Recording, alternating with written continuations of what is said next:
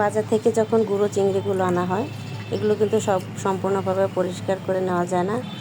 আমি এই বাজার থেকে আজকে গুঁড়া চিংড়ি আনছিলাম, আর বেছে বেছে এখান থেকে বড়গুলো চিংড়ি কেটে ধুয়ে নিয়েছি। আর গুঁড়া যে নিচে চিংড়িগুলো ছিল ওইগুলো দিয়ে আমি ভর্তা বানিয়ে নেব।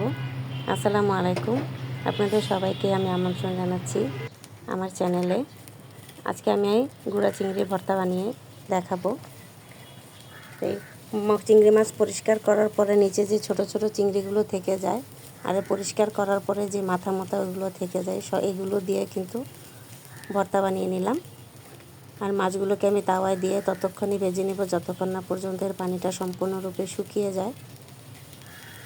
এই পানিটা শুকিয়ে গেলেই আমি এটাকে নামিয়ে নেব।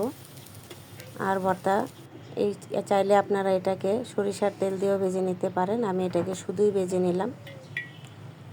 তারপরে নিয়ে নিলাম এখানে কাঁচামরিচ আর শুকনা মরিচ, এই দুটোকেও টেলে নিচ্ছি। এখন দেখতে আমার আরও লাগছে ভর্তাটা তৈরি করতে ধনিয়া পাতা কুচি, পেঁয়াজ কুচি এবং রসুন কুচি। আপনারা চাইলে পেঁয়াজ এবং রসুন কুচিটাকেও হালকা টেলে নিতে পারেন। তারপরে চলে যাব পাটা এবং পুতায় ভর্তা বানানোর জন্য।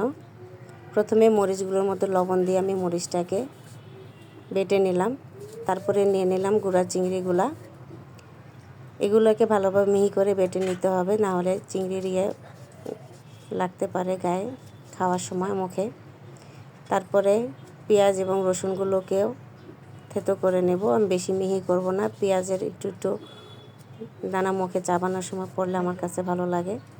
তারপরে দিয়ে দিলাম ধনিয়া পাতা কুচি, আর সবগুলো একসাথে মেখে নিলে হয়ে যাবে আমার গুঁড়া চিংড়ির ভর্তা। এভাবে গুঁড়া চিংড়িগুলোকে আপনারা কাজে লাগাতে পারেন। ধন্যবাদ।